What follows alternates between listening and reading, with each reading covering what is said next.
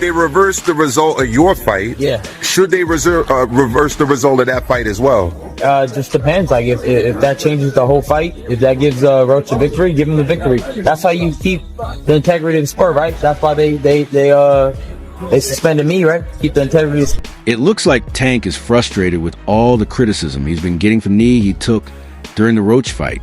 Ever since the fight, the backlash hasn't let up, and now Gervonta Davis is feeling the pressure too. Gervonta Tank Davis, GTD, and I don't mean got the draws, went up against Lamont Roach. Let me tell you something. Tank got spanked. Roach should have won. And Tank even dropped to his knee. It should have been called a knockdown. Now it's not just Tank.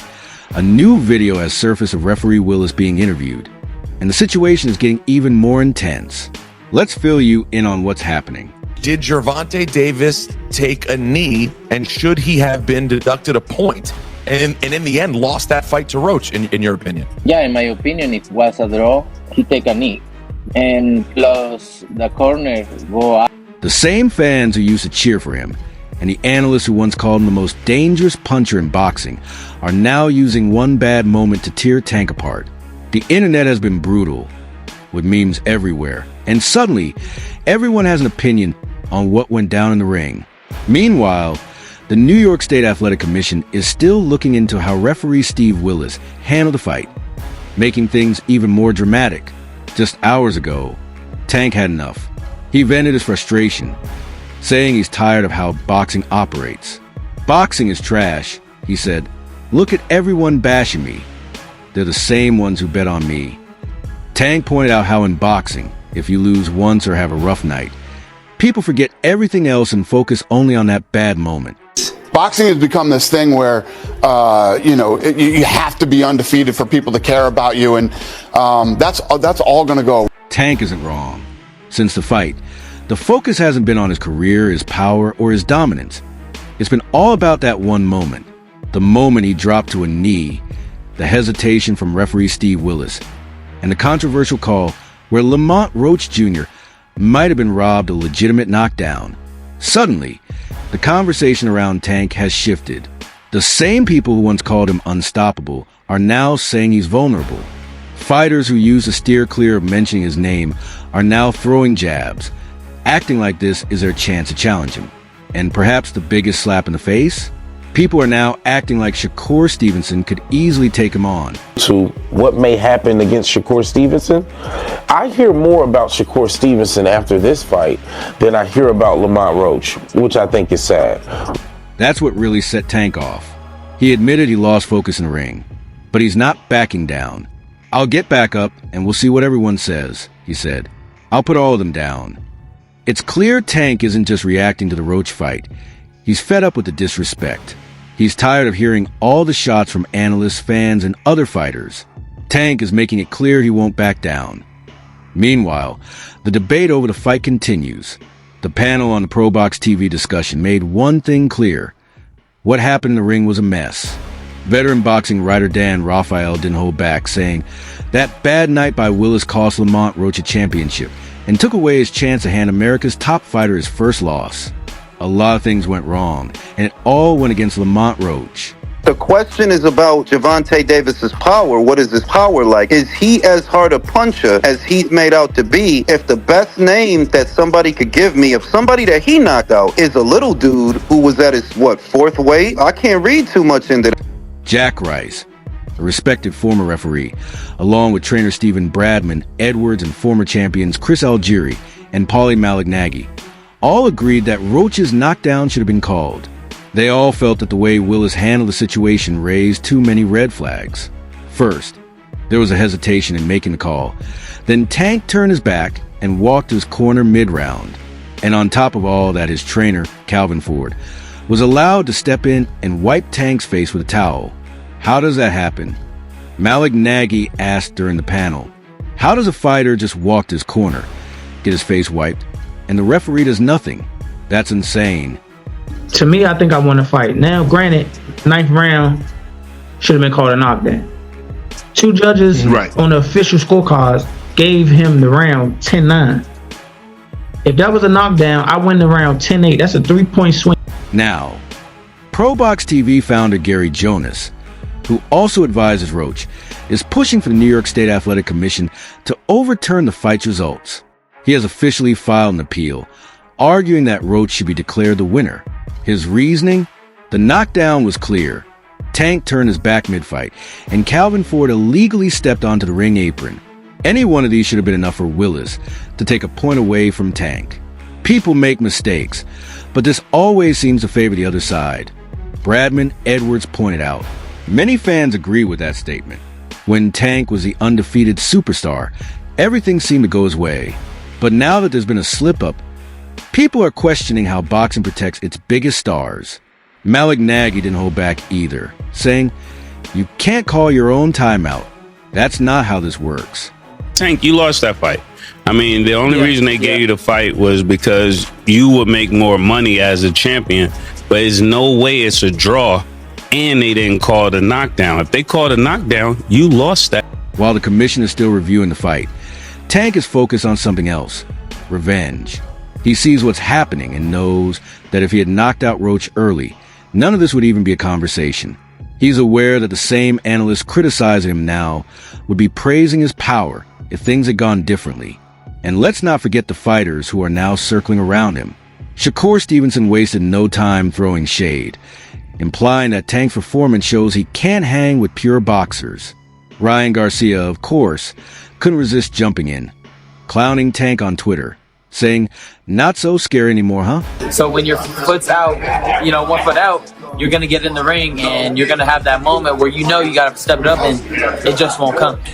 I think that's what happened. What do you think about him taking the knee at that point? I think that should it have been ruled a knockdown? 100% should have been.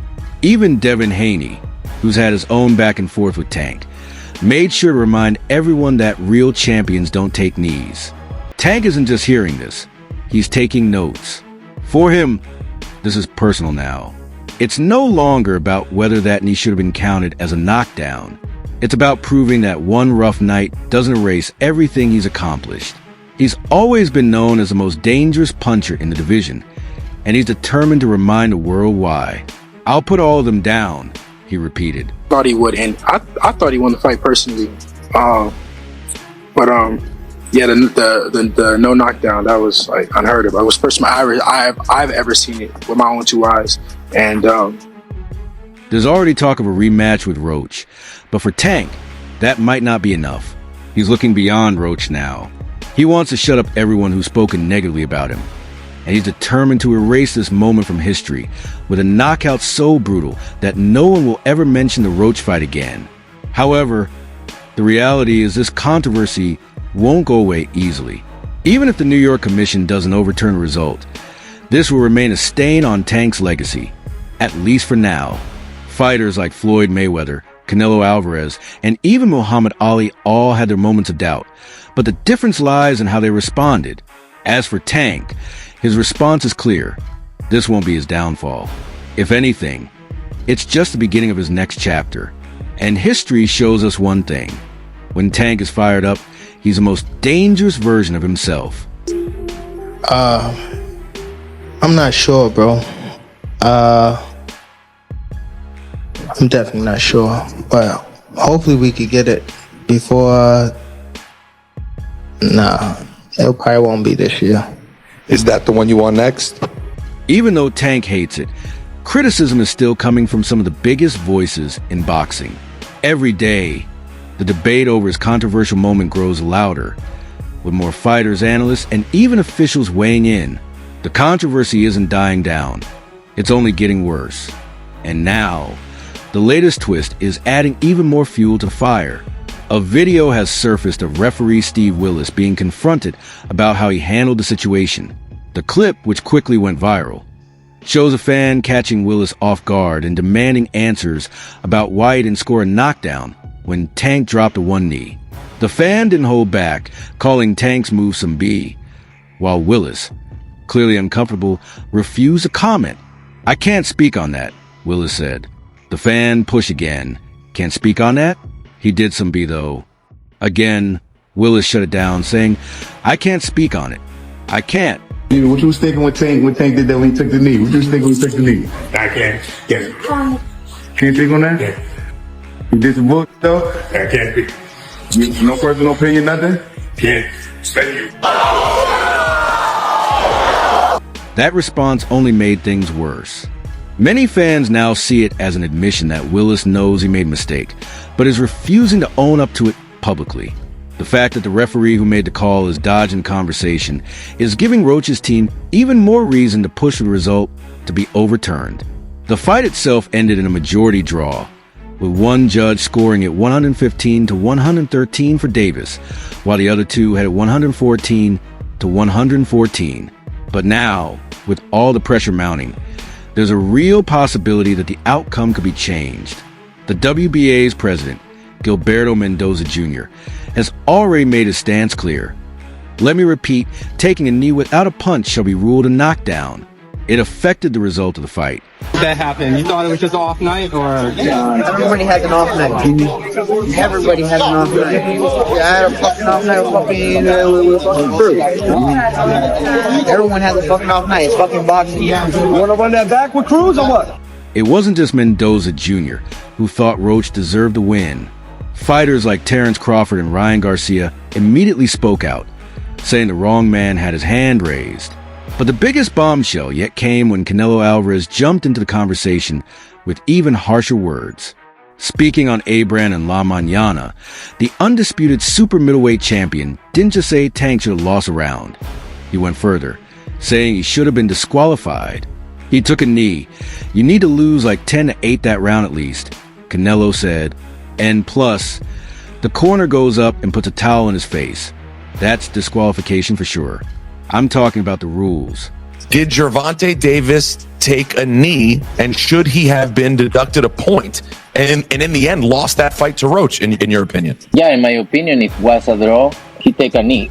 And plus, the corner go up and put a towel in the face. That's a disqualification for sure. I'm talking about the rules, but it's not my... For a fighter of Canelo's caliber to say that Tank should have been disqualified is huge. It's no longer just about scoring. It's about whether Tank should have even been allowed to continue the fight. If the referee had followed the rules strictly, Roach might have walked away with a stoppage win. Tank's excuse for taking a knee has only fueled the controversy further. His own hairstylist, who styled his hair before the fight, posted on Instagram that the products used wouldn't have caused such an issue. The post was quickly deleted, but screenshots are now circulating online. The backlash doesn't stop there. The New York State Athletic Commission has confirmed they tried to use instant replay to review the 9th round, but couldn't due to a technical issue. According to their statement, when the commission requested the replay video during the round in question, a technical issue prevented them from receiving it within the allotted time for review. As a result, the referee's in-ring decision was relied upon and the fight continued. This explanation isn't sitting well with a lot of people. If an instant replay system exists but wasn't working when it mattered most, what's the point? This isn't the first time the NISAC has been questioned over their handling of a controversial fight, and this latest situation is only adding to the distrust fans already have toward the system. I mean, look, he wasn't hurt. There's no doubt about that, but if you take a knee in the fight and you touch down, whilst punches are being thrown, it has to be a knockdown. I've heard some people saying, "Oh, that he should be disqualified. He went back to the corner." I don't buy that, to be honest with you. I mean, I think that's a warning, but it's a bit of a bizarre situation for me. Like, there was a lot of... Roach's team isn't backing down. They've officially sent a letter to the NISAC demanding that the fight result be overturned. Their argument is simple: Tank voluntarily took a knee, and the referee failed to call a knockdown. That alone, they believe, would have changed the outcome of the fight. But beyond that, Calvin Ford stepping into the ring mid-round should have led to either a point deduction or disqualification. Roach and his team feel that when all these factors are considered together, there's no way Tank should have kept his belt. Even Tank's own fans are struggling to defend him. Some argue that the fight was close enough that Roach winning the 9th round 10-8 wouldn't have guaranteed him a victory, while others claim that even if it had been ruled a knockdown, Tank would have found a way to win in the later rounds. However, those arguments are getting drowned out by the overwhelming criticism that just won't stop. We will never see that fight happen again. It just will not happen. Gervonta Tank Davis doesn't like hard fights. It's that simple. We've seen it over and over. He fought a Ryan Garcia drained. He fought a very inexperienced Rolly Romero. He will not fight Devin Haney. He will not fight Shakur. He will not fight Pitbull Cruz again. He will